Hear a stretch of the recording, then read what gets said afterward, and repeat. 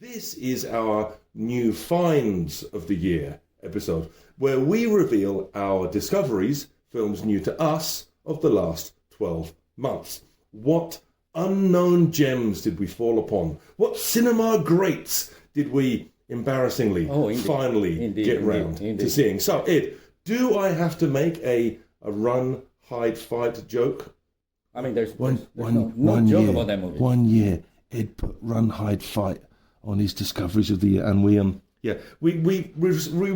respectfully disagreed as to the quality of that film. I mean, we all know you don't like action movies, so I understand, okay? I understand. Now, that's not true. I understand. No, that's not true. I mean, you don't like Terminator 2 as well. Like, I mean, that's just, like, terrible. Don't tell everyone my secrets. Right, okay. This is not some song and dance Bollywood spectacular. This is more of a Lunchbox or Mahanagara, both of which we dedicated whole episodes to, kind of deal. Three women's fates are delicately intertwined. Now, this won the Cannes Palme d'Or, and those Frenchies know what they're talking about. This is beautiful, melancholic. The French always know. The French knows what they're talking about with this. This is beautiful, melancholic, heart-rending, but ultimately uplifting stuff. I mean, this isn't quite as light on its feet as The Lunchbox. I mean, I love that film. This is a little bit heavier. Yeah. If you do a double bill and consider The Lunchbox as your gateway drug for this, you'll have a bloody great time. We imagine as light.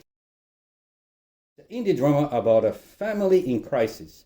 The daughter is acting up, the mother is trying to keep it all together, and the father is sort of like the old school, silent type. One day he accidentally joins an amateur theater group production of Romeo and Juliet. And have that premise, I thought, okay, this would go the way of maybe of Shall We Dance, perhaps, right? Yes. But this movie is much gentler and less fleshy. There are revelations as to why this family is fractured, why the play in question is so important to the story. So the three leads have this amazing chemistry together. Really good. After the movie ended, I found out why. Okay, it's a family affair.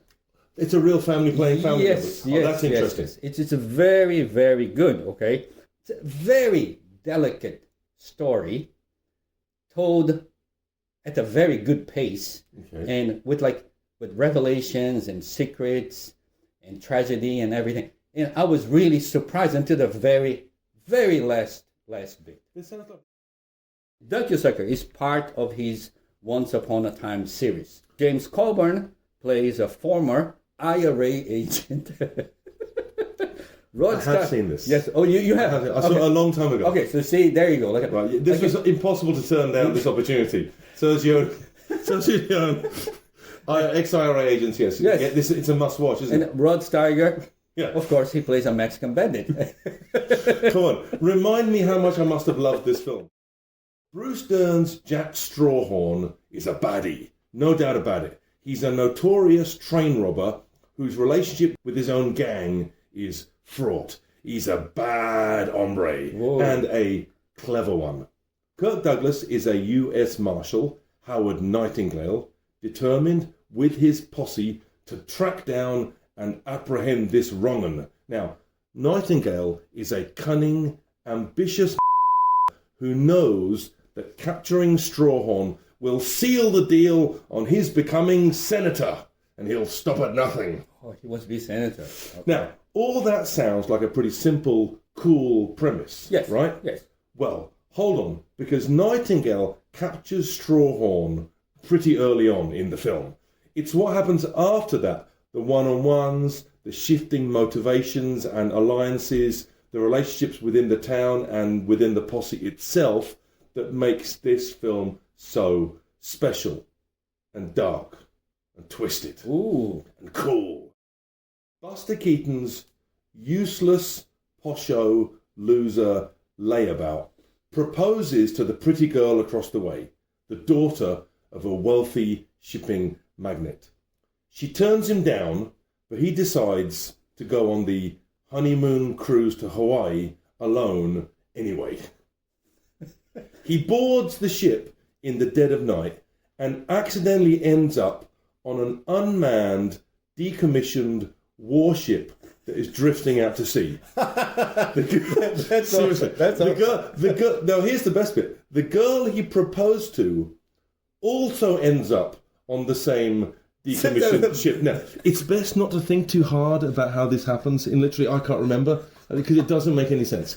But anyway, hijinks ensue as they try to survive on this decommissioned drifting warship.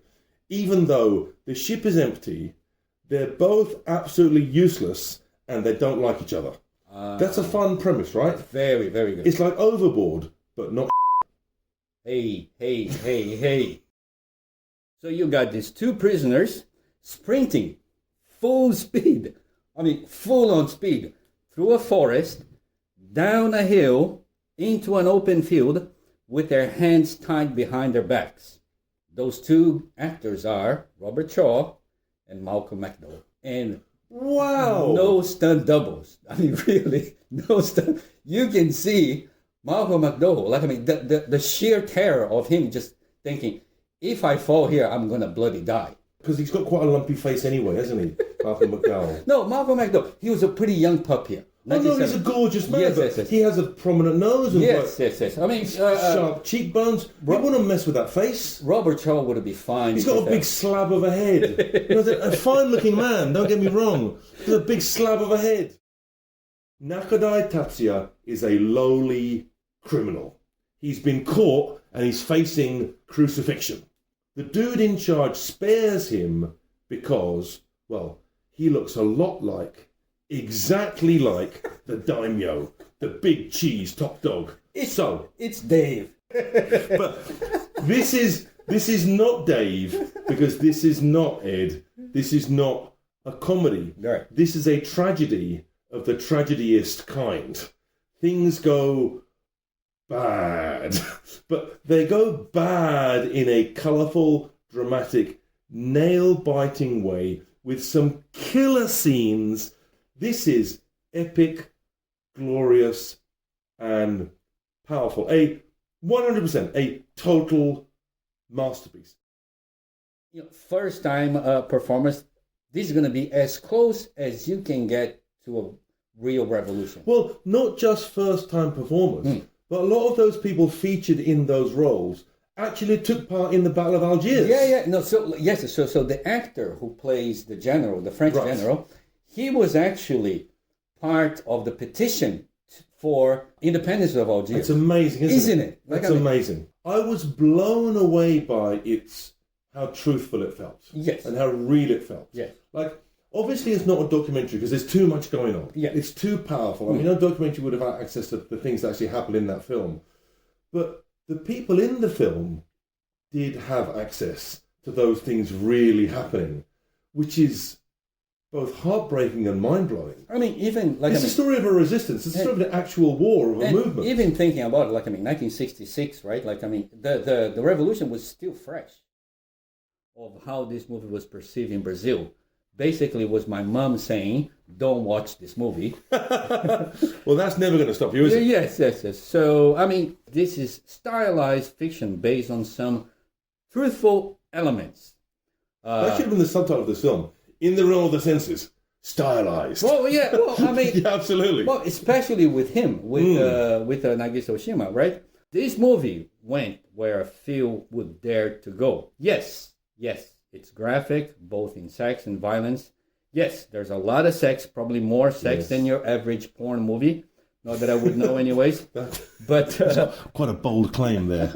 Two bold claims. There's a lot of sex here, man. There is. Yes, a few pornographic films. And they don't look this. Not the time. They don't look this good. they don't. They don't. Can I share a little story about? Okay. All right. Yes. I saw this many years ago, long before I met my film watching partner in crime, who came along and changed my life and made me so happy. I was living alone. That was a while, right? I was living alone. A young lady and I were discussing what film to watch that night, and I had a few films that we could choose from. And one might have been a comedy, one might have been a Japanese thing, one might have been a Hollywood thing. And I asked her, you can choose which of those would you like to see? And she said, I don't know, just show me a bit of one of them. I sort of fast forwarded a bit into each film I had with. And that one is like this, that one is like this. And we, in the realm of the sense that we fast forwarded in there, saw back to a little clip where she goes, not that one. No, yeah, that was the strong opinion she had that night about what film we were going to watch. That I was not that one. So we didn't watch it that night, but I did watch it again when I had more free time on my own. And it is quite a film. It overpowers your senses. It's all Gaspar Noé for the early 20th century. Gina Rowland's Gloria is friends with the nice family across the hall. It turns out that the father in this nice family is an accountant doing work for the mob. Now, learning that he's going to turn on them, they show up and murder the whole family. Apart from the little son who ends up on the run with Gloria. Now, this isn't ideal for Gloria, as in an early exchange with the mother across the way, she says, and I love this line, I remember this line. She says, hey, Jerry, you know I'd do anything for you, but I don't like kids. I hate kids, especially your kids.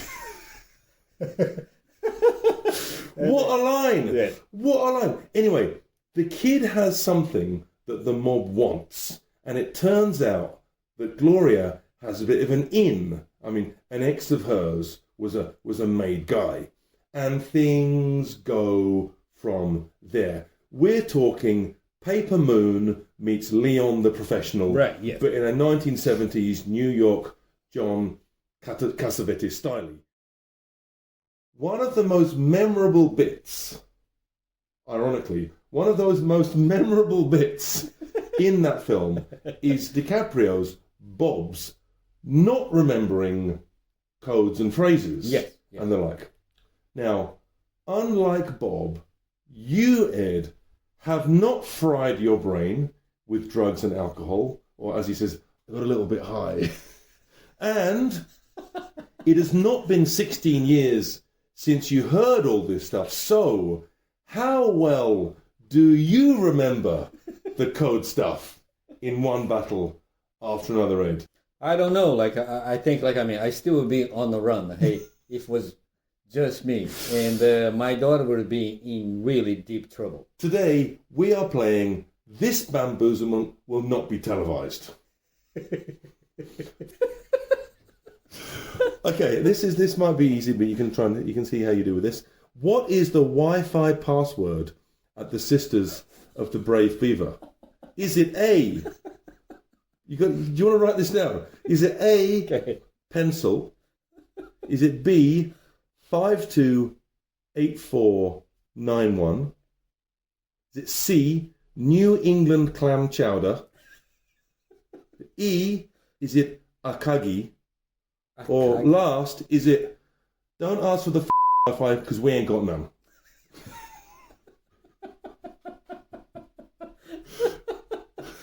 I mean, I think I made it quite obvious. I think it's the last one, Goldilocks. Okay.